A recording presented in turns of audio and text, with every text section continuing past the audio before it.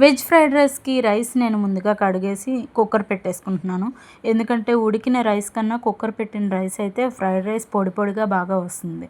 And vegetables అన్నీ కూడా stream పెట్టుకుంటున్నాను ఇక్కడ. మామూలుగా ఫ్రై కూడా చేసుకోవచ్చు, బట్ నాకు ఇది లంచ్ ప్రిపరేషన్ కదా, టైం చాలదని చెప్పేసి నేను ఒకవైపు కుక్కర్ విజిల్స్ వచ్చేలోపు వెజిటబుల్స్ అన్నీ స్ట్రీమ్ పెట్టేసుకుంటున్నాను. నా దగ్గర frozen green peas and sweet corn ఉన్నాయి. క్యారెట్ కొద్దిగా పొడుగ్గా ముక్కలుగా కోసుకున్నాను.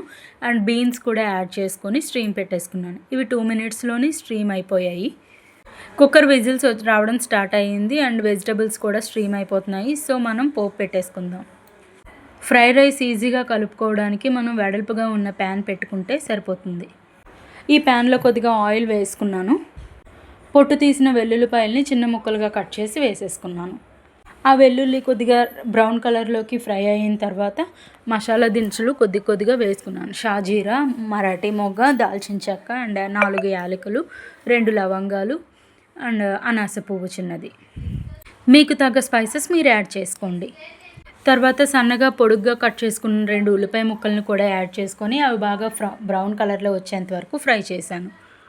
ఇవి ఫ్రై అయిపోయిన తర్వాత మనం ముందుగా స్ట్రీమ్ పెట్టుకున్న వెజిటబుల్స్ అన్నీ యాడ్ చేసేసి హై ఫ్లేమ్లో బాగా కలుపుకోవాలి. మనం ఫ్రైడ్ రైస్ అనగానే స్మోకీ ఫ్లేవర్ ఉంటేనే బాగుంటుంది కదా, సో అలా హై ఫ్లేమ్లో పెట్టుకొని వెజిటబుల్స్ అన్నీ ఫ్రై చేస్తుంటే స్మోకీ ఫ్లేవర్ తప్పకుండా వచ్చేస్తుంది.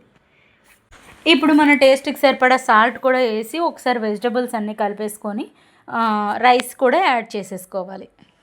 ఈ రైస్ అంతా వెజిటబుల్స్తో ఒకసారి బాగా మిక్స్ చేసేసుకొని కొద్దిగా పెప్పర్ పౌడర్ యాడ్ చేసుకోవాలి. ఈ ఫ్రైడ్ రైస్లో స్పైసీనెస్ కోసం మనం చిల్లీ పౌడర్ కానీ యూస్ చేయం కాబట్టి ఇక్కడ పెప్పర్ పౌడర్ కొంచెం యాడ్ చేసుకున్నా పర్వాలేదు. అంతేనండి, రైస్ అంతా ఒకసారి మిక్స్ చేసుకుంటే మన వేడి ఫ్రై రైస్ రెడీ. రైతా కూడా రెడీ చేసుకున్నాను. సన్నగా తరిగిన ఉల్లిపాయలు, కొద్దిగా పెరుగు, ఉప్పు కలిపేసి పక్కన పెట్టేసుకున్నాను.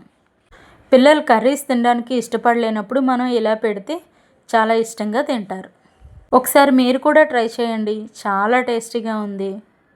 మనకి టేస్ట్గా ఉండడమే కాకుండా అన్ని వెజిటబుల్స్ ఇంటేక్ కూడా అవుతుంది. సో ఇది ఈరోజు నా లంచ్ బాక్స్ రెసిపీ. మా పిల్లలైతే సలాడ్స్ చాలా ఇష్టంగా తింటారు. సో కొద్దిగా క్యారెట్, కీరా దోస కూడా యాడ్ చేశాను. మీరు కూడా ఒకసారి ఈ రెసిపీ ట్రై చేయండి, చాలా టేస్టీగా ఉంటుంది. పిల్లలు కూడా ఇష్టంగా తింటారు.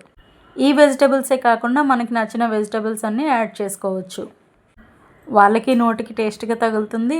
మనం కూడా అన్ని వెజిటబుల్స్ ఇంటేక్ ఇవ్వాలన్న కోరిక నెరవేరుతుంది. Bye guys, meet you again.